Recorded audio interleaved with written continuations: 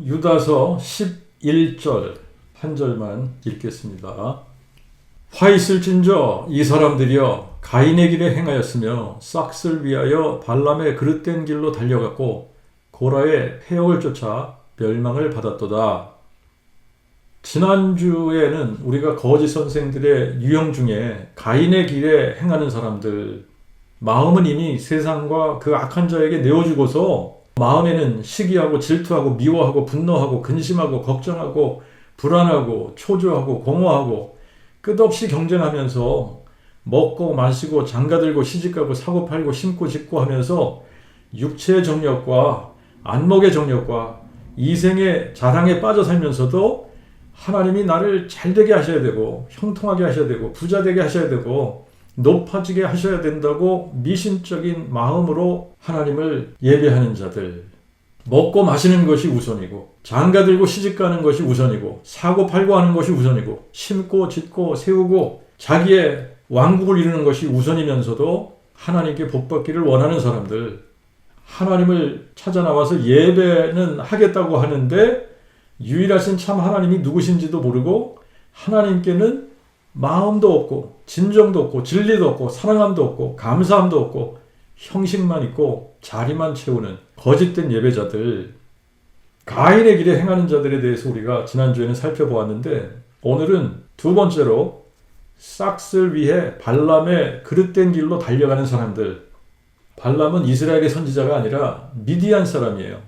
미디안은 창세기 25장에 아브라함이 그두라에게 6명의 아들을 낳습니다. 시므라, 욕산, 무단, 미디안, 이스박, 수아. 근데 그 중에 네 번째 아들이 미디안이에요. 그리고 미디안의 아들들은 에바, 에벳, 한옥, 아비다, 그리고 엘다, 이렇게 5명의 아들들을 낳았는데 이들의 자손들이 후에 미디안의 5족속이 되는 겁니다. 그리고 이 미디안 사람들을 보니까 이스마엘 사람들하고도 사이좋게 지내고 모압 사람, 암몬 사람들하고도 굉장히 친분을 좋게 했던 사람들이에요. 모세가 바로의 눈을 피해서 도망간 곳이 미디안 땅이었고 그 미디안 제사장 이드로의 딸 시브라와 결혼을 하게 되고 게르솜과 엘리에셀 두 아들을 낳고 이드로의 양무리를 치면서 40년을 미디안 땅에 거하게 되고 그래서 처음에는 미디안 족속과 모세가 좋은 관계로 시작을 해요. 그런데 모압 왕 발락이 미디안 사람 부올의 아들 발람을 불러서 이스라엘을 저주하려고 할 때에 미디안 사람들이 연합하게 돼요. 그런데 미디안 사람들하고 연합해서 모압 사람들보다 더 적극적으로 이스라엘을 저주하고 이스라엘에 올무를 놓으려고 해서 이때부터 이스라엘과는 적대 관계가 되는 겁니다. 발람에 대한 기록을 우리가 보려면 민수기 22장부터 24장까지를 읽어야지 돼요. 그리고 신명기, 여호수아, 느헤미야, 미가서에 발람에 대해서 언급을 하고 있고 신약에서는 베드로 후서, 유다서, 그리고 계시록에 발람에 대해서 언급을 하고 있습니다. 성경을 처음 읽기 시작하는 사람들은 민수기를 읽다가 발람이 이스라엘을 축복하는 부분을 읽고 발람에 대해서 좋은 사람이라는 인상을 가지는 경우가 있어요. 성경을 전체적으로 읽어보면 발람이 좋은 사람이 아니라 아주 사악하고 거짓되고 탐욕스럽고 뒤통수 치는 사람이라는 것을 알 수 있습니다. 오늘 본문 유다서 11절에 싹을 위해 발람의 그릇된 길로 달려갔다라는 이 표현만 봐도 발람이 싹을 위해 살던 탐욕스럽고 거짓된 사람이고 싹군이라는 것을 한눈에 알 수 있습니다. 발람에 대해서 우리가 속된 표현으로 한다면 발람은 뒤통수 치는 사람이에요. 겉으로는 여호와의 말씀대로 하는 척 하면서 뒤로는 여호와를 대적하는 아주 사악하고 거짓되고 뒤통수 치는 인생이 발람입니다. 베드로 후서를 보면 베드로는 발람을 선지자라고 표현을 했는데 여호와의 선지자가 아니라 바알의 선지자인 거예요. 바알의 선지자. 이런 이방신들의 선지자들을 선지자라고 부르기보다는 술사라고 보는 게 좋을 것 같아요. 술사. 점도 치고 누군가를 저주하면 저주가 그대로 임하고 누군가를 축복하면 축복이 그대로 임하는. 발람은 주변 민족들 사이에서 디맨드가 아주 높은 굉장히 유명한 술사입니다. 발람이 축복하는 점괘를 치면 진짜 축복을 받고 저주하는 점괘를 치면 진짜 저주를 받고, 그러니까 얼마나 많은 사람들이 복채를 싸들고 와서 자기에게 축복하는 점괘를 쳐달라고 찾아왔겠습니까? 그러니까 돈을 많이 벌어서 큰 저택도 가지고 있었던 것 같아요. 자기를 찾아온 여러 손님들을 다 재울 수 있는 그런 숙소를 충분히 갖추고 있었던 것을 보면, 그렇게 그 당시에 모압, 암몬, 미디안, 메소포타미아 전 지역에 최고 인기 있던 유명한 점쟁이이고 무당 그리고 술사인 사람이 발람입니다. 그런 사람이 발람인데 이스라엘 백성들 중에도 발람의 교훈을 지켜서 망한 사람들이 있었어요. 근데 그것뿐만이 아니에요.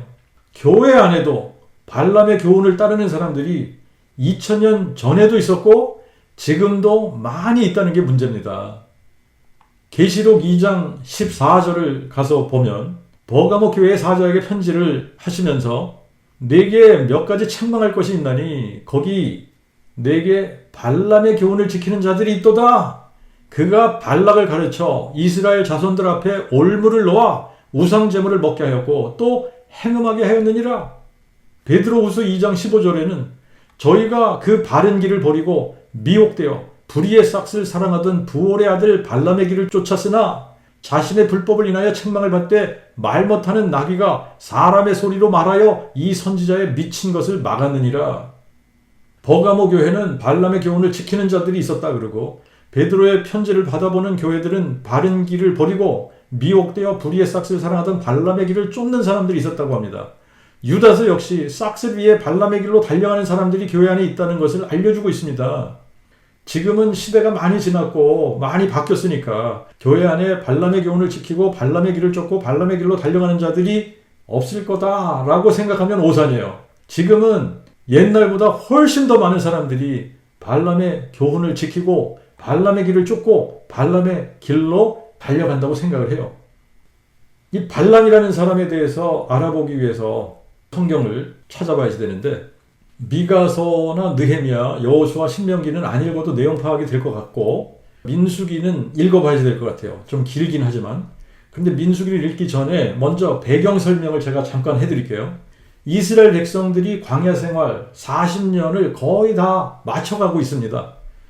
요단을 건너서 가나안에 들어가기 직전에 마지막 캠프를 친 곳이 모압 평지예요.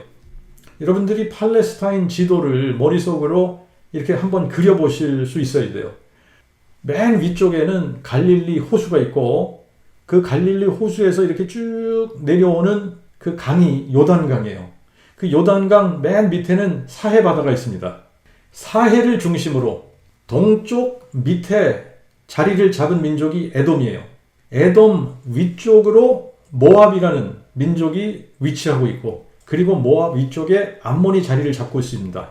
이스라엘은 40년의 광야 생활을 거의 마쳐가고 있으면서 에돔을 지났어요. 이제 에돔을 지나고 이제 모압도 거의 다 빠져나갔습니다. 사해 북쪽 요단강 건너편, 그러니까 여리고의 맞은편에 아카시아 나무가 많은 지역인 것 같은데 시딤이라는 이름으로 불리는 지역인데, 이 시딤이라는 게 아카시아들이라는 말이에요. 그러니까 이 아카시아 나무가 많은 지역 같은데 이 시딤이라는 곳에 이스라엘 백성들이 캠프를 친 겁니다. 장정만 60만이 넘는 이스라엘 백성들이 진을 치고 있으니까 여러분들이 한번 상상을 해보셔야 돼요. 성막을 중심으로 동쪽으로는 모세와 아론, 서쪽에는 게르손, 남쪽에는 고핫, 북쪽에는 무라리가 일단 진을 치고 있고, 동쪽에 모세와 아론 앞쪽으로 유다가 이끄는 지파들이 유다, 이사갈, 스불론 지파가 진을 쳤어요. 서쪽 게르손 뒤쪽으로는 에브라임, 므낫세, 베냐민 지파가 진을 쳤고, 남쪽에 고핫 자손 아래쪽으로는 루벤, 시몬, 갓 지파가 진을 치고, 북쪽 무라리 자손 위쪽으로는 단, 아셀, 납달리가 진을 치고 있습니다. 질서정연하게 텐트 60만 개를 평지에 치고 있다고 한번 여러분들이 상상을 해보세요.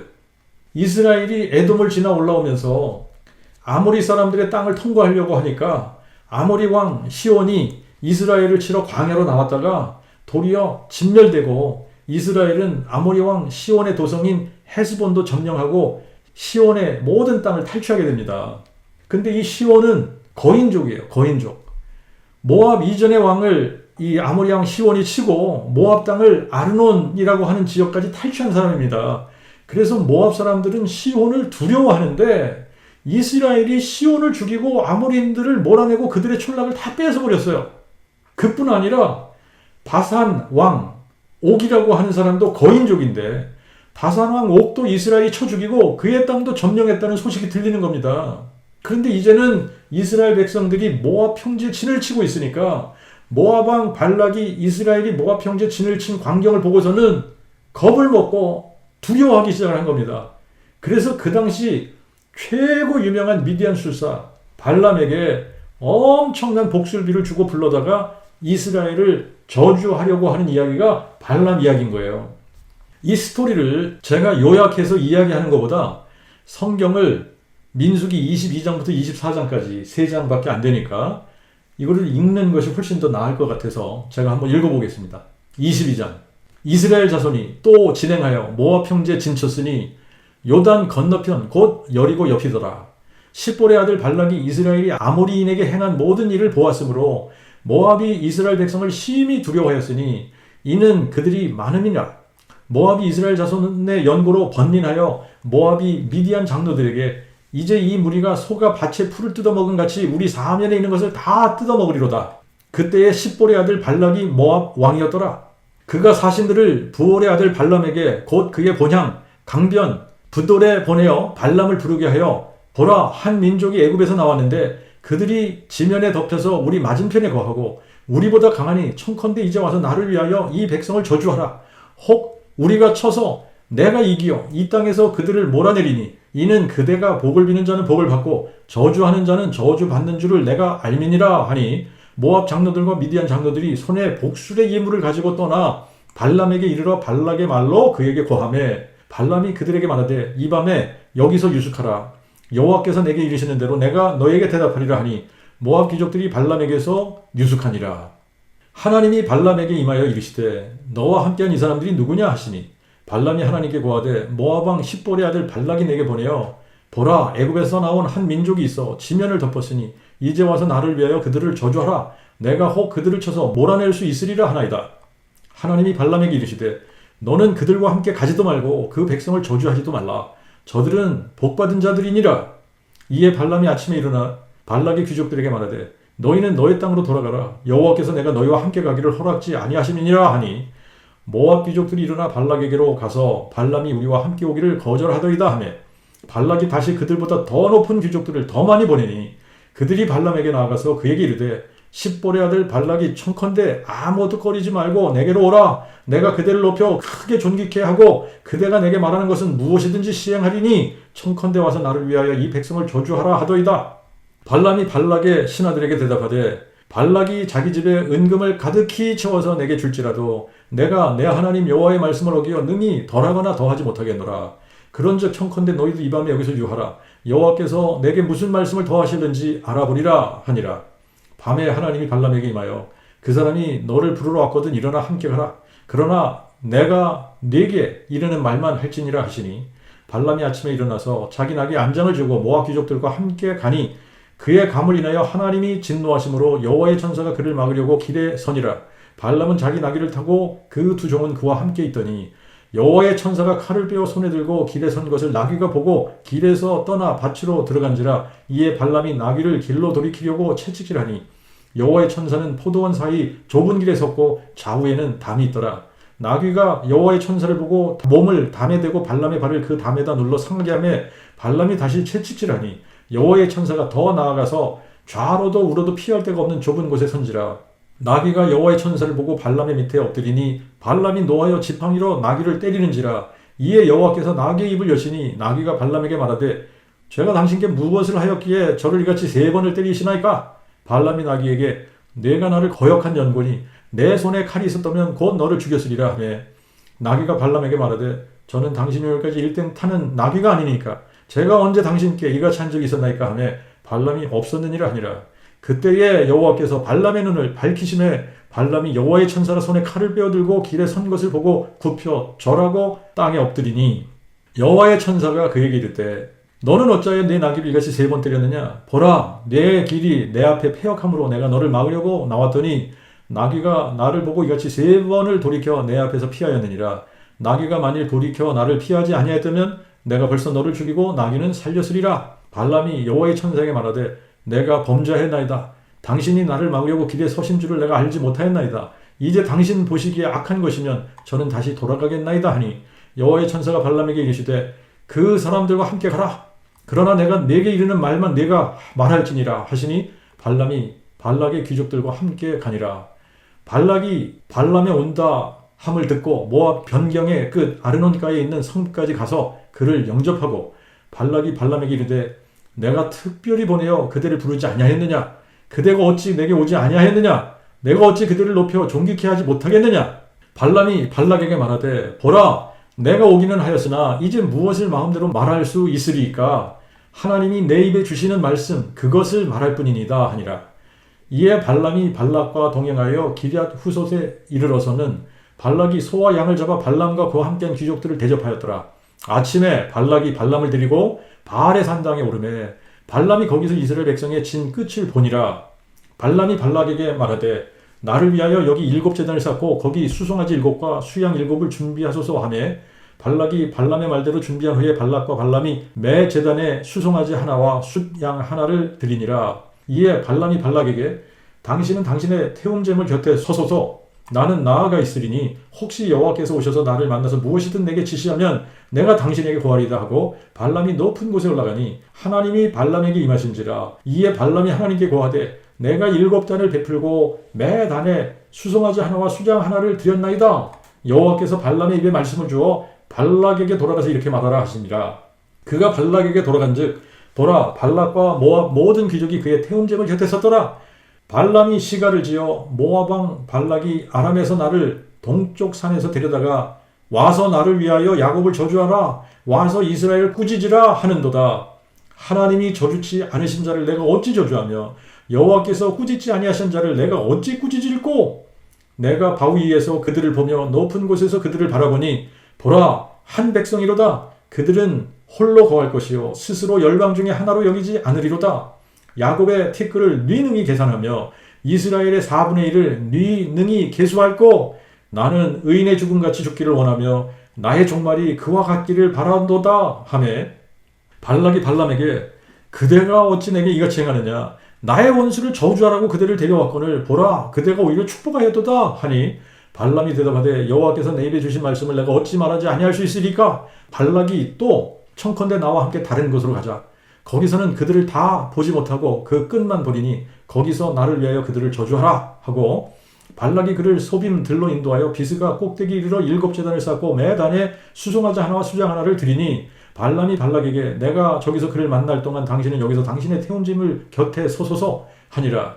여호와께서 발람에게 임하사 그의 입에 말씀을 주어 발락에게 돌아가서 이렇게 말하라 하시니 발람이 와서 본즉 보라, 발락이 태움짐을 곁에 섰고 모압 귀족들이 함께 있더라. 발락이 발람에게 이르되 여호와께서 무슨 말씀을 하시더냐? 발람이 또 시가를 지어 발락이여 일어나 들을지어다. 십볼의 아들이여 내게 귀를 기울이라. 하나님은 인생이 아니시니 거짓을 말하지 않으시고 인자가 아니시니 후회함이 없으시도다. 어찌 그 말씀하신 바를 행치 않으시며 그 하신 말씀을 실행치 않으시랴? 보라, 내가 축복의 명을 받았으니 그가 하신 축복을 내가 돌이킬 수 없도다. 그는 야곱의 허물을 탓하지 아니하시며 이스라엘의 패역을 보시지 아니하시는도다. 여호와 그의 하나님이 그와 함께 계시니 한 왕을 환호하는 소리가 그 중에 있도다. 하나님이 그들을 애굽에서 인도하여 내셨으니 그 힘이 들소와 같도다. 야곱을 해할 사술이 없고 이스라엘을 해할 복술이 없으므로 그때 야곱과 이스라엘에 대하여 하나님의 행하신 일이 과연 크도다 하리로다.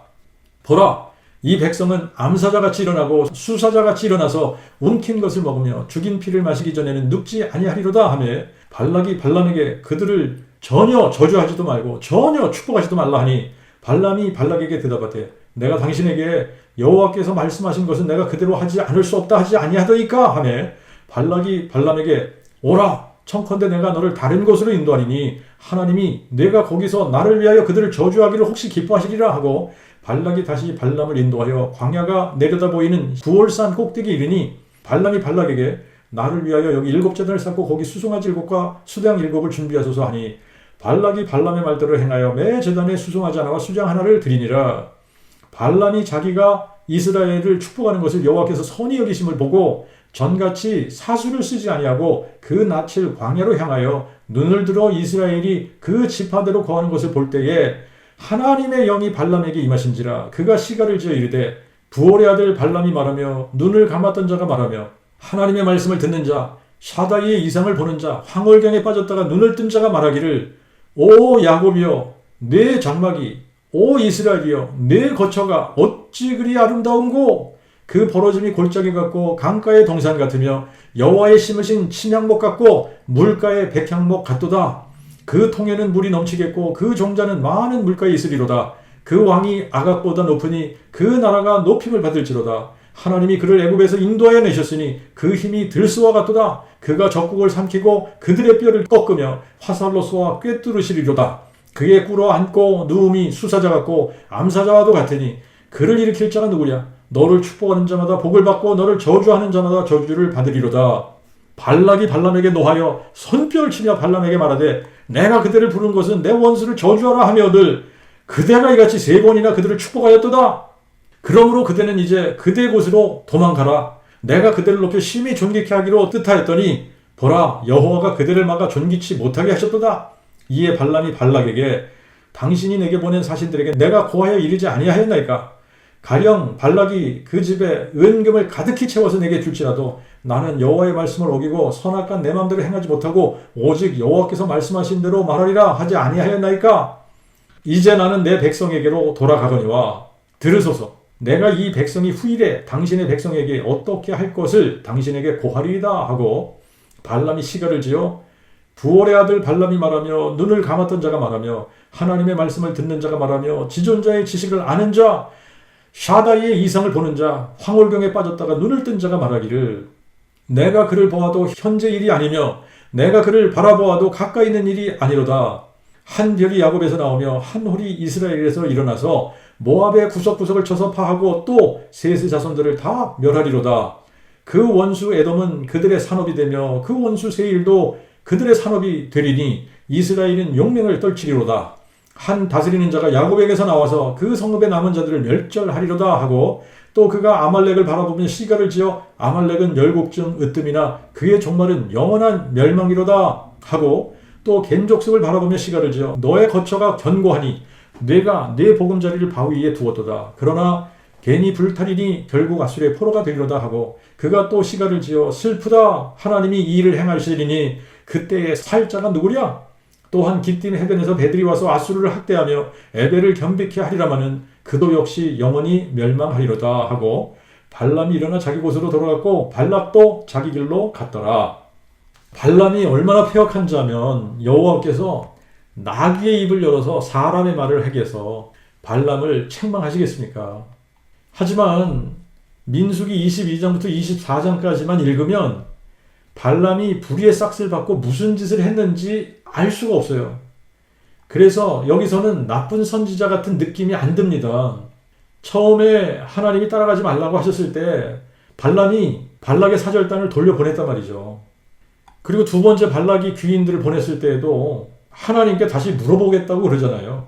그래서 여호와께서 물었을 때 여호와께서 가라고 허락하셨으니까 또 그리고 발락이 자기 집에 은금을 가득히 채워서 내게 줄지라도 내가 내 하나님 여호와의 말씀을 어기어서 능히 덜하거나 더하지 못하겠노라. 그러면서 여호와께서 주시는 말씀만 말하겠다고 하니까 그리고 진짜 발락에게 가서도 4번이나 이스라엘을 축복하는 말만 했으니까 그리고는 곧장 발람은 일어나 자기 곳으로 돌아갔고 발락도 자기 길로 갔다고 하니까 발람이 발락에게 무엇을 가르쳐주고 갔는지 민수기 22장에서 24장만 읽어서는 알 수가 없는 겁니다. 그런데 민수기를 끝까지 읽어보면 민수기 31장에 여호와께서 모세에게 마지막 사명으로 주신 것이 이스라엘 자손들의 원수를 미디안에게 갚으라는 거예요. 그리고 나서 미디안에게 원수를 갚고 나서 내가 내 백성에게로 돌아가리라. 그래서 모세가 마지막 자기에게 주신 사명이니까 각 지파별로 1000명씩을 뽑아서 비느하스와 함께 미디안을 치러 보냈습니다. 여호와께서 명하신 대로 그들이 미디안 5 왕들과 미디안 남자들 그리고 부올의 아들 발람까지 칼로 죽였는데 여자들을 살려두었어요. 그것을 보고 모세가 이렇게 말을 합니다. 너희가 여자들을 다 살려두었느냐? 보라! 이들이 발람의 꾀를 쫓아 이스라엘 자손으로 부올의 사건에 여호와 앞에 범죄케 하여 여호와의 회중에 재앙이 일어나게 하였느니라. 이 민수기 25장 사건을 이야기하고 있는 건데요. 그래서 우리가 민수기 25장도 한번 가서 읽어봐야 돼요. 민수기 25장 1절부터 9절까지 그리고 14절 15절 이렇게 읽겠습니다. 이스라엘이 시딤에 머물러 있더니 그 백성이 모압 여자들과 음행하기를 시작하니라. 그 여자들이 그들의 신들에게 제사할 때에 백성을 청하며 백성이 먹고 그들의 신들에게 절함으로 이스라엘이 바알부올에게 가담한지라. 이에 여호와께서 이스라엘에게 진노하시니라. 여호와께서 모세에게 이르시되 백성의 수령들을 모두 잡아 태양을 향하여 여호와 앞에 목매어 달라. 그리하면 여호와의 진노가 이스라엘에서 떠나리라 하시니 모세가 이스라엘 재판관들에게 너희는 각각 관할하는 자 중 바알부올에게 가담한 자들을 죽이라 하니라. 이스라엘 자손의 온 회중이 회막문에서 울 때에 보라, 이스라엘 자손 한 사람이 모세와 온 회중이 보는 가운데 한 미디안 여인을 데리고 그의 형제들에게로 오는지라. 제사장 아론의 손자 엘르아살의 아들 비느하스가 이것을 보고 회중 가운데서 일어나 손에 창을 들고 그 이스라엘 남자를 따라가 그의 막에 들어가서 이스라엘 남자와 그 여인의 배를 꿰뚫어 두 사람을 죽이니 재앙이 이스라엘 자손에게 그쳤더라. 그 재앙으로 죽은 자가 24,000명이었더라. 죽임을 당한 이스라엘 남자 곧 미디안 여인과 함께 죽임을 당한 자의 이름은 시므리니 살루의 아들이요 시므온 종족 중 한 족장이며 죽임을 당한 미디안 여인의 이름은 고스비니 수루의 딸이라. 수루는 미디안 백성 한 종족의 수령이었더라. 여기서 보는 것과 같이 모압 여자들만 이스라엘 남자들의 올무가 된 게 아닙니다. 미디안 여자들도 함께 했는데 25장 5절에 보면 너희는 바알부올에게 가담한 사람들을 죽이라 그랬고 25장 9절에는 그 재앙으로 죽은 자가 24,000명이었더라 그랬어요. 그러니까 바알 숭배에 참여하고 행음하는 일에 가담했다가 죽은 사람들이 24,000명이나 되는 거예요. 그리고 25장 4절을 보면 백성의 수령들이 더 앞장서서 이 일에 가담했던 것을 알 수 있습니다. 그리고 14절과 15절 우리가 읽었습니다만 미디안 여자들이 적극적으로 이 일에 가담해서 올무 역할을 했던 것을 우리가 알 수 있고 또 시므온 지파의 족장 중 한 명 시므리라는 이 사람이 미디안 족장의 딸 고스비를 이스라엘 캠프까지 데리고 와서 행음하는 담대함을 보여준 거예요. 그러니까 발람이 불의의 싹스를 위해 무엇을 했는지 가르쳐주는 본문이 25장 31장 그리고 계시록 2장 14절인 거예요. 계시록 2장 14절을 다시 가서 읽어보면 내게 몇 가지 책망할 것이 있나니 거기 내게 발람의 교훈을 지키는 자들이 있도다. 그가 발람이 발락을 가르쳐 이스라엘 자손들 앞에 올무를 놓아 우상 제물을 먹게 하였고 또 행음하게 하였느니라. 22장 18절에 보면 발람이 여호와를 내 하나님 여호와라고 불렀습니다만 발람의 신은 여호와가 아니라 바알이었어요. 여호와께서 발람의 입에 말씀을 주시지 않았더라면 발람은 이스라엘을 100번이라도 저주했을 아주 사악한 사람이었던 거예요. 이스라엘을 저주하려고 4번이나 시도했지만 매번 여호와께서 축복의 말씀을 넣어주셨기 때문에 이스라엘을 저주하려던 것이 축복으로 바뀌어버렸던 겁니다. 그런데 발람은 제가 이렇게 표현을 해도 될지 모르겠어요. 약간 좀 표현이 그렇긴 합니다만 발람은 끝내 여호와 하나님의 뒤통수를 치는 완악함을 보여줬습니다. 발락과 헤어지면서 민수기 22장부터 24장까지 읽으면 발락과 그냥 헤어졌어요. 그런데 발락과 헤어지면서 이스라엘 자손을 망하게 할 수 있는 비법을 가르쳐 준 거예요. 이스라엘 자손들 앞에 모압 여자들과 미디안 여자들을 올무로 이용해서 우상 제물을 먹게 하고 또 행음하도록 하면 이스라엘이 망하게 될 거야. 이거를 발락에게 가르쳐 준 인생이 발람이라는 거예요. 그런데 이 일에 모압 사람들보다 미디안 사람들이 더 적극적으로 가담을 했던 겁니다. 상천하지의 유일하신 참 하나님 여호와를 알지 못하는 인생들은 이렇게 뒤로 은밀히 여호와를 대적하면 여호와께서 그런 것을 보지 못하고 듣지 못하고 알지 못할 거라고 생각을 하는 거예요.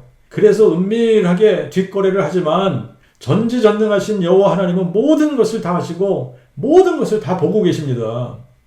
그래서 발람은 자기가 많은 복술비를 받았단 말이에요. 그 이스라엘을 저주해 달라고 부탁한 사람은 모압 왕 발락인데, 발람이 복술비를 받고 이스라엘을 저주하려고 왔지만 매번 저주가 축복으로 바뀌었기 때문에 복술비를 괴워내야 할 그런 판이 돼버린 겁니다. 그래서 이 발람이 탐욕의 눈이 어두웠단 말입니다. 그래서 하지 말았어야 할 일을 해버린 거예요. 여호와 하나님의 뒤통수를 친 거예요. 이거는 말도 안 되는 일을 한 겁니다. 제가 이렇게 표현을 해도 되는지 모르겠어요. 은밀하게 발락에게 어떻게 하면 이스라엘을 망하게 할 수 있는지를 가르쳐주고 간 거예요. 그리고 그 일에 자기 민족 미디안 여자들을 가담시킨 겁니다. 그래서 모압 사람들보다 더 적극적으로 이스라엘 백성들을 꼬여서 우상숭배하게 하고 행음하게 하는 일을 시켰던 거예요. 그래서 하나님은 발람을 불러서 이스라엘을 저주하게 부탁을 한 사람이 모압 왕 발락인데, 모압에게 원수를 갚으신 것이 아니라 미디안에게 원수를 갚으셨던 겁니다. 탐욕에 눈이 어두워진 발람 한 사람 때문에 발람은 자기 자신만 망한 것이 아니라 자기 민족 전체를 망하게 만든 사람이에요. 유다는 교회 안에 부지 중에 가만히 들어온 사람들이 탐욕의 눈이 어두워서 싹쓸 위하여 그릇된 길로 달려간 발람과 같은 사람이 있다고 가르쳐주고 있는 겁니다. 그들은 유일하신 참 하나님, 우리 주 예수 그리스도를 부인하는 자들이기 때문에 전능하신 하나님이 자기들이 행하는 일들을 모르실 거라고 생각하면서 죄를 짓는데, 그래서 싹쓸 위해서는 그릇된 길도 마다하지 않고 달려가는 그런 거짓 선생들이 있다는 거예요. 탐욕의 눈먼 싹군 선지자의 대명사가 발람입니다. 발람이 탐욕의 눈이 어두워서 불의의 싹쓸 받고 교훈한 것이 뭐냐? 발락에게 복채를 엄청 받았던 것 같아요. 그리고 이스라엘 자손들을 저주하려고 발락에 갔지만 아무리 술법을 쓰고 아무리 사수를 써도 이스라엘 저주하는 것을 여호와께서 허락지 않으시니까, 내가 비법을 하나 알려줄 텐데 이거는 그들을 저주하지 않아도 그냥 이스라엘 앞에 올무를 놓으면 돼. 그러면 이들은 망하게 되어져 있어. 그러면서 가르쳐 준 것이 여자들을 미인계로 써서 이스라엘 남자들을 우상숭배하는 자리에 초대하라는 거예요. 그리고 행음하게 만들라는 겁니다. 그러면 이것이 그들의 올무가 되어서 그들이 망하게 될 거라고 가르쳐 준 거예요. 근데 실제로 발락에게 가르쳐 준 발람의 꾀가 먹혔습니다. 그래서 민수기 25장을 보면 모압 여자들과 미디안 여자들이 자기 신들에게 제사할 때 이스라엘 백성들을 초대하니까 정말 이스라엘 백성들이 가서 먹고 그들의 신들에게 절하고 행음하기 시작한 겁니다. 그런 사람들이 24,000명이나 된 거예요. 이방 종교에서는 우상들에게 제물을 바치고 제사할 때에 굉장히 음란하게 제사를 합니다. 실제로 힌두교 사원이나 이방 신전에 새겨진 조각상들을 보면 말로 표현하기 힘들 정도의, 이게 보통 음란한 조각상들이 있는 게 아니에요. 여호와 하나님은 거룩하신 하나님이시고 음란한 것을 미워하시는 하나님이신데, 가나안 족속들은 음란의 도가 지나쳤기 때문에 가나안 땅이 그들을 토해내치는 것이라고 말씀하시면서, 너희는 가나안 땅에 들어가면 그들의 제단을 헐고 기둥상을 깨뜨리며 아세라 목상을 찢고 우상들을 불로 살으라고 명하셨습니다. 그런데 가나안에 들어가기도 전에 모압 평지 시딤이라고 하는 곳에서 벌써부터 모압과 미디안 족속들이 섬기는 바알과 그모스의 제물을 먹고 바알에게 절하고 이방 여자들과 행음하는 엄청난 죄를 짓게 했던 인생이 발람이라는 인생이에요. 우리가 이방신 거짓 종교의 기원을 거슬러 올라가면 함의 손자 구스의 아들 니므롯으로 거슬러 올라가게 됩니다. 홍수 후에 하나님께서 너희는 생육하고 번성하여 땅에 충만하라고 말씀을 하셨는데, 니므롯은 사람들을 선동해서 우리가 흩어지지 말고 탑을 하늘 높이 쌓고 우리의 이름을 유명하게 하자. 그래서 바벨탑을 쌓았습니다. 전승에 의하면 니므롯의 아내 세미라무스는 절세의 미인이었다고 합니다. 그런데 아주 악하고 음란한 여자였다는 거예요. 니므롯이 죽은 후에 사생자를 낳았는데, 사생자 낳은 것을 감추기 위해서 니므롯이 죽어 태양신이 되었다. 그런데 자기가 잉태한 것은 어느 날 태양에서 빛이 자기 배를 비추면서 아기를 잉태하게 되었고 그렇게 낳은 아들의 이름을 타무즈, 한글 성경에는 담무스라고 그렇게 번역을 했는데 타무즈라고 불렀고 타무즈가 바로 자기 남편 니므롯이 환생한 것이라고 주장을 하면서 그를 태양신이라고 추대하기 시작을 했고 그때부터 태양신 바알이라는 말이 주인이라는 말인데 태양신을 바알로 섬기기 시작을 했다. 이 말은 태양신을 주로 섬겼다라는 말입니다. 그러니까 니므롯 혹은 타무즈를 태양신이라고 속였으니까 타무즈를 바알로 니므롯을 바알로 섬기겠다 이 말이에요. 주로 섬기겠다. 세미라무스는 또 자기 자신이 하나님이 약속한 바로 그 여자, 자기 아들 타무즈가 바로 그 여자의 후손이라고 주장을 하면서 자기를 자칭 신의 아내고 신의 어머니이기 때문에 하늘의 여신이라고 주장을 한 거예요. 그래서 사람들이 이때부터 타무즈를 태양신 바알로 섬기겠고 세미라무스 자신을 하늘의 여신으로 섬기게 됐던 겁니다. 이게 거짓 종교의 기원이에요. 바벨탑을 쌓다가 흩어지게 되잖아요. 그래서 언어가 다 혼잡해지고 민족들이 나뉘게 되었는데 그렇기 때문에 온 세상은 똑같은 여신과 아들신을 이름만 다르게 이름만 바꾸는데 동일한 태양신과 하늘 여신을 섬기는 것이 니므롯과 세미라무스가 만든 거짓 종교였고 이 거짓 종교가 세상에 가득 퍼지게 된 겁니다. 근데 이방 신전, 특히 여신 신전에는 여자 사제들이 많이 있었는데 신전에 여자 사제들이 많은 이유는 신전에 우상숭배하러 찾아온 남자들을 상대로 음행하는 일을 했기 때문에 실제로 바울이 고린도에서 사역을 할 때 고린도의 가장 높은 곳, 거기를 아크로코린트라고 그렇게 부르는데 그 아크로코린트에는 신전이 3개가 있었다 그래요. 근데 그 중에 하나가 사랑의 여신이라고 불리는 아프로디테 신전이 있었고 이 신전에는 여자 사제들만 1000명이 있었다는 거예요. 이들이 다 사랑의 여신 아프로디테에게 제사하러 온 사람들에게 성적 서비스를 해주는 여자들이었다. 자, 이렇게 이제 이방 신전에서 제사를 드리고 하는 것들은 굉장히 음란한 행위들을 하면서 제물을 드린단 말이죠. 그러나 이스라엘 백성들이 섬기는 여호와 하나님은 거룩하신 하나님이시고 이스라엘에게도 요구하시는 것이 뭡니까? 내가 거룩하니 너희도 거룩하라. 이걸 요구하시잖아요. 그렇기 때문에 이런 성적 범죄를 용납하지 않으시는 겁니다. 이것을 알고 있던 발람이 발락에게 가르쳐 준 것이 바로 여자들을 앞세워서 자기 신들에게 제사할 때에 이스라엘 백성들을 초대하는 거예요. 그래서 우상숭배하게 하고 행음하게 하면 이스라엘이 망하는 것은 시간 문제라고 알려준 겁니다. 버가모 교회에 발람의 교훈을 지키는 자들이 있었던 것처럼 부지 중에 가만히 들어온 거짓 교사들이 싹쓸 위하여 발람의 그릇된 길로 달려간 것처럼 너희들 중에도 그런 거짓 교사들이 있다라는 것을 알려주고 있는 겁니다. 요즘으로 말하면 이런 사람들이 어떤 사람들이냐면 목사가 성추행을 하고 성적 범죄를 저질렀어도 교회를 부흥시키기만 하면 눈 감아 줘야 한다고 주장하는 사람이에요. 그들이 항상 인용하는 게 뭐냐면 다윗도 범죄했는데 하나님이 용서하셨다. 그러니 주의 종이 어쩌다 실수할 수도 있는 거지 뭘 그리 큰 문제로 삼아 교회를 시끄럽게 하냐. 덮어주자. 이런 사람들입니다. 싹쓸 위하여 발람의 그릇된 길로 달려가는 거짓 목사, 싹군 목사들이에요.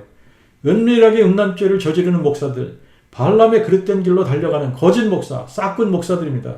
음란죄에 걸린 목사를 지지하고 옹호하는 사람들, 발람의 그릇된 길로 달려가는 거짓된 사람들이에요.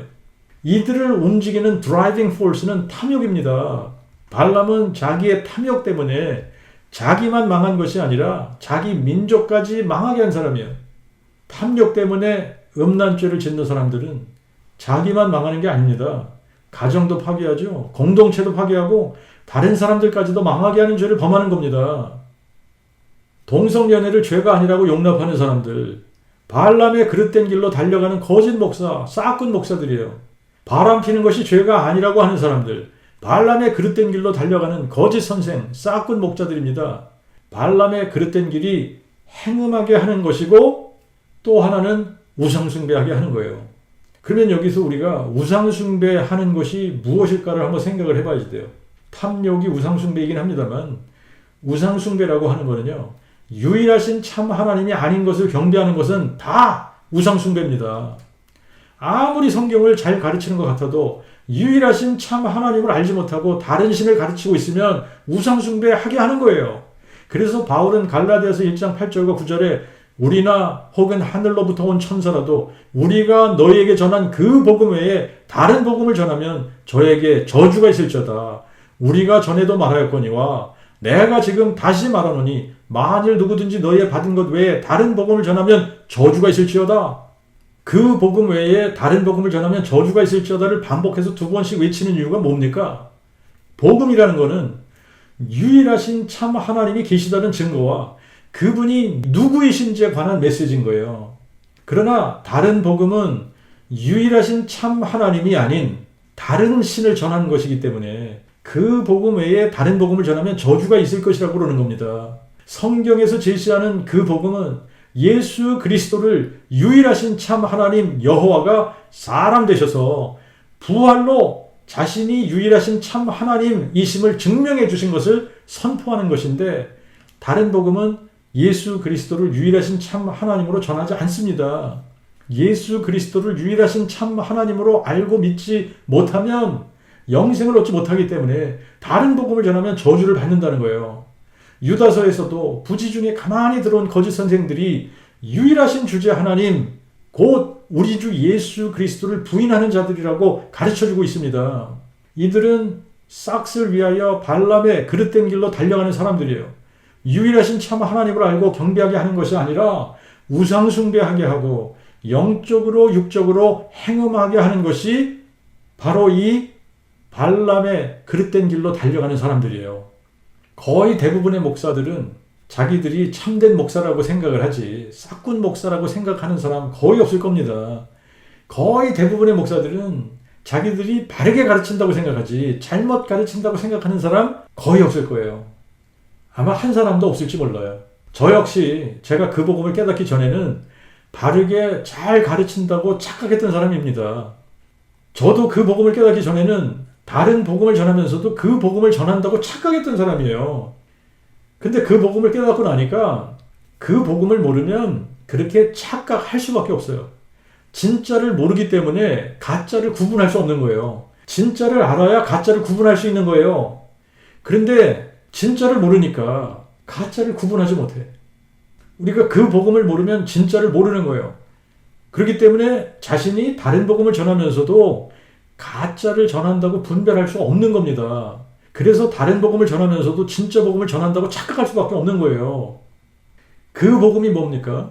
다윗의 씨로 죽은 자 가운데서 부활하신 예수 그리스도, 바로 이 예수 그리스도께서 여호와 하나님이 사람 되신 하나님의 그 아들, 다윗의 뿌리가 다윗의 자손 되신 그리스도라는 것을 믿는 겁니다. 그러므로 예수 그리스도는 유일하신 참 하나님 여호와시면서 동시에 사람으로서는 하나님의 그 아들이신 다윗의 자손 그리스도신 거예요. 이게 바로 그 복음의 비밀인 거예요. 예수 그리스도를 부르면 다 동일한 예수 그리스도를 부르는 게 아닙니다. 우리가 하나님을 부른다고 다 동일한 하나님을 부르는 게 아니에요.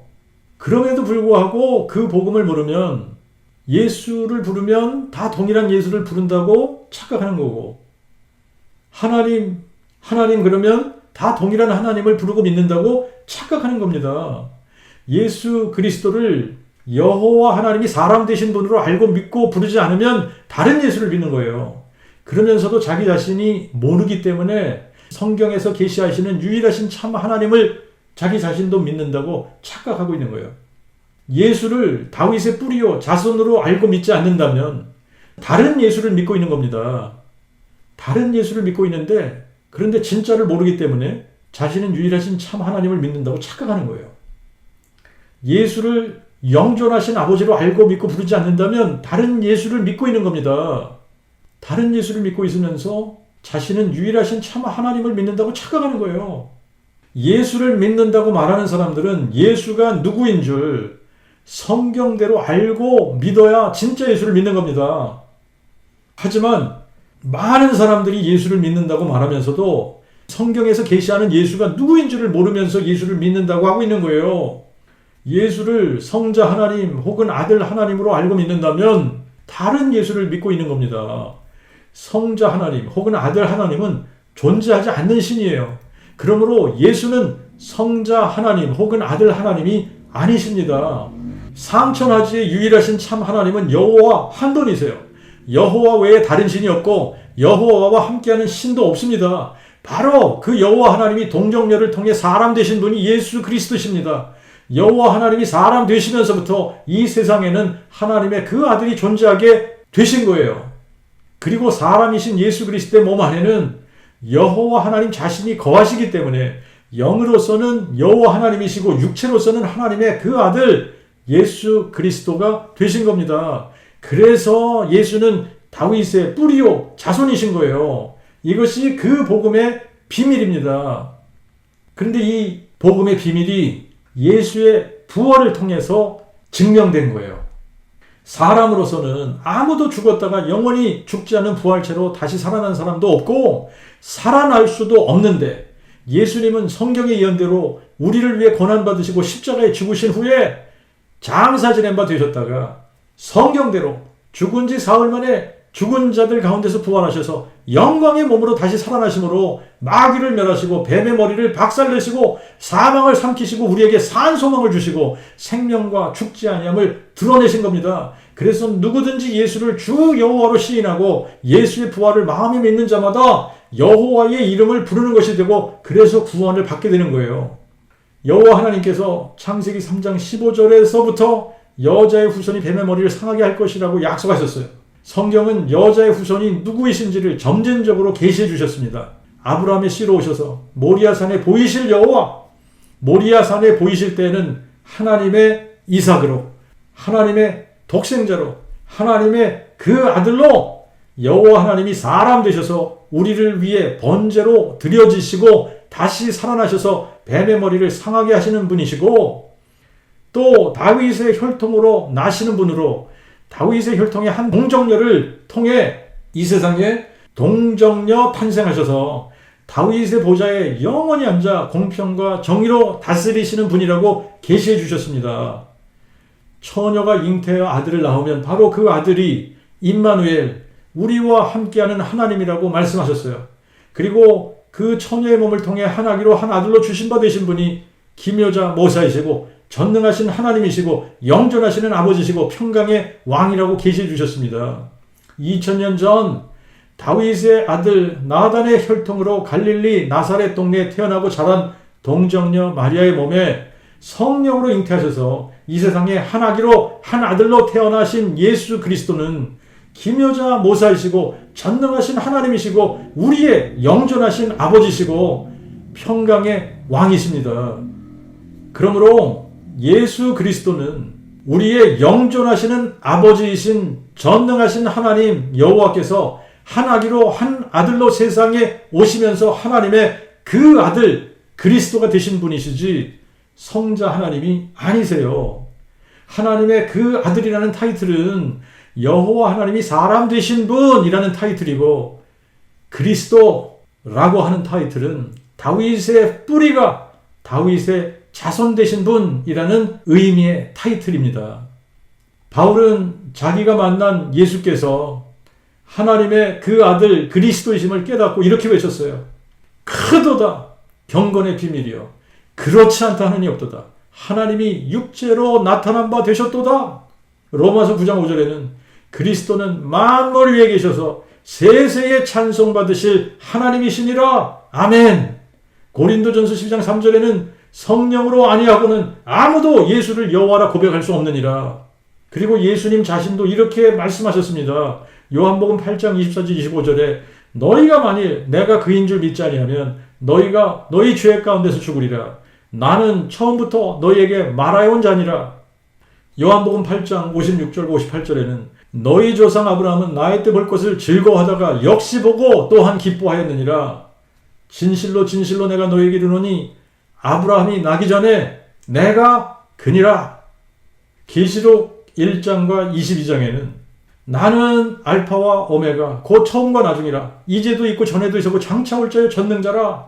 나는 알파 오메가 곧 처음과 나중이라. 나는 처음과 나중이니 곧 산자라. 그러나 내가 죽었었노라. 나는 알파 오메가요 처음과 나중이요 시작과 끝이라. 나 예수는 내 천사를 보내어 교회들을 위하여 이것들을 너희에게 증거하게 하였노라. 나는 다윗의 뿌리요 자손이니 곧 광명한 새벽별이니라. 구약에서는 누가 처음과 나중이고 시작과 끝이라고 말씀하셨나요? 이스라엘의 왕인 여호와, 이스라엘의 대속주인 나 만군의 여호와가 말하노라. 나는 처음이요 나는 마지막이라. 나 외에 다른 신이 없느니라. 내 대속주여 모태에서 너를 조성한 나 여호와가 말하노라. 나는 만물을 지은 여호와라. 내가 홀로 하늘을 펴고 땅을 비풀었을 때에 누가 나와 함께 있었느냐? 나는 여호와라. 나 외에 다른 이가 없나니 나밖에 신이 없느니라. 성경은 너무나 정확하게 상천하지의 유일하신 참 하나님은 여호와 한 분이시고 여호와 외에 다른 이가 없고 여호와 외에 다른 신이 없고 여호와와 함께하는 신도 없다고 계시하고 있습니다.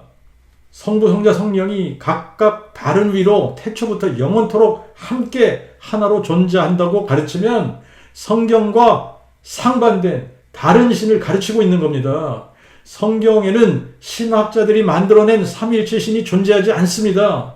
피조물인 인간은 감히 창조주 하나님을 자기 멋대로 정의를 내릴 수가 없는 겁니다. 성경에서 계시해 주신 대로 알고 믿어야 되는 거예요. 성경에 계시해 주신 유일하신 참 하나님은 한 분 여호와십니다. 그러므로 누구든지 여호와의 이름을 부르는 자는 구원을 받을 것이라고 약속하셨고, 예수를 여호와로 고백하고 예수의 부활을 마음에 믿는 사람들은 예수의 이름을 부를 때마다 여호와의 이름을 부르는 것이므로 구원을 받게 되는 거예요. 하나님의 교회 안에 부지 중에 가만히 들어와 유일하신 참 하나님, 우리 주 예수 그리스도를 부인하는 거짓 선생들은 가인의 길에 행하는 자들이고 불의의 싹을 위해 발람의 길로 달려가는 자들입니다. 이들은 자기들이 알지 못하는 것을 예배하는 거짓 예배자들이고 우상 숭배하게 하고 행음하게 가르치는 거짓 선생들인 거예요. 스가랴 11장 12절 13절에 그들이 은 30을 달아서 내 값을 삼은지라 여호와께서 내게 이르시되 그들이 나를 위하여 정한 바 그 좋은 값을 토기장에게 던지라 하시기로 내가 곧 그 은 30을 취하여 여호와의 성전에서 토기장에게 던지고. 여호와께서 사람 되셔서 은 30에 팔리신 분이 누구십니까? 예수 그리스도십니다. 그러므로 예수는 여호와 하나님이 사람 되신 분이십니다. 스가랴 12장 10절에 내가 다윗의 집과 예루살렘 거민에게 은총과 간구하는 심령을 부어주리니 그들이 그 찌른 바 나를 바라보고 그를 위하여 애통하기를 독자를 위하여 애통하듯 하며 그를 위하여 통곡하기를 장자를 위하여 통곡하듯 하리라. 그들이 찌른 바 나를 바라보고, 여기서 나는 여호와를 가리키는 말이에요. 그러므로 그들이 그 찌른 바 나 여호와를 바라보고 이 말입니다. 근데 계시록 1장 7절에는 보라 그가 구름과 함께 오리니 각인의 눈이 그를 보겠고 그를 찌른 자들도 볼 터요 땅에 있는 모든 족속이 그를 인하여 애곡하리니 실로 그러하리라. 아멘. 여호와 하나님이 사람 되셔서 십자가에 달리시고 찔리신 분이 예수 그리스도십니다. 그러므로 예수는 여호와 하나님이 사람 되신 분이십니다. 스가랴 14장 9절에 여호와께서 온 땅의 왕이 되시리니 그날에는 여호와께서 홀로 하나이실 것이요 그의 이름이 홀로 하나이실 것이라. 계시록 19장 16절에 또 옷과 그 넓적다리에 이름 쓴 것이 있으니 곧 만왕의 왕이요 만주의 주제더라. 계시록 20장 16절 나 예수는 내 천사를 보내어 교회들을 위하여 이것들을 너에게 증거하게 하였노라. 나는 다윗의 뿌리요 자손이니 곧 광명한 새벽별이니라. 예수께서 천사를 보내어 교회들을 위하여 증거하게 하신 것이 뭡니까? 나는 다윗의 뿌리요 자손이야. 이것을 알게 하기 위해서 천사를 보내어 교회들을 위하여 증거하게 하신 겁니다. 나는 다윗의 뿌리요 자손이야. 예수는 다윗의 뿌리요 자손이십니다. 사람은 다윗의 뿌리면 뿌리고 다윗의 자손이면 자손이지 다윗의 뿌리요 자손이 될 수 없는 겁니다. 예수께서 다윗의 뿌리요 자손이라는 말은 그분이 바로 하나님이 사람 되신 분이라는 이야기예요. 다윗의 뿌리는 하나님이시고 다윗의 자손은 다윗의 혈통으로 동정녀 탄생하신 사람을 의미합니다. 그러므로 예수는 하나님, 여호와 하나님이시면서 사람이시라는 말이에요. 어떻게 하나님이시면서 사람일 수 있을까? 전능하신 하나님 여호와께서 아무리 자기 자신을 사람들에게 나타내 보이시려고 해도 자신은 영으로 존재하시기 때문에 사람들이 하나님을 알아볼 수 없는 겁니다. 그래서 다윗의 혈통의 한 처녀의 몸을 통해 한 아기로 한 아들로 태어나시고 그 아기의 육체 안에 들어오셔서 자신이 하나님이 사람 되신 분이심을 많은 표적들을 통해 나타내 보여주셨고, 마지막으로 죽은 자 가운데서 부활하셔서 부활로 자신이 여호와 하나님이 사람으로 나타나신 분이심을 확증해 주신 겁니다. 그리고 이 증거를 가지고 예수를 다윗의 뿌리요 자손으로 믿으라고 말씀하고 있는 겁니다. 다윗의 뿌리요 자손이신 예수가 진짜 예수예요. 예수를 믿으려면 다윗의 뿌리요 자손이신 예수를 믿어야 진짜 예수를 믿는 겁니다. 예수를 믿으려면 영존하시는 아버지가 한 아기로 한 아들로 주신 바 되신 예수 그리스도를 믿어야 진짜 예수를 믿는 겁니다. 예수를 믿으려면 여호와 하나님이 사람 되신 분이 예수라고 믿어야 진짜 예수를 믿는 거예요. 그러므로 예수는 유일하신 주제 하나님이시고, 상천하지에 홀로 한 분 여호와시고, 예수 외에는 다른 신이 없고, 예수 외에 구원자가 없고, 예수와 함께하는 신이 없는 겁니다. 오직 예수만이 유일하신 참 하나님 한 분 여호와이십니다. 오늘 여기까지 하겠습니다.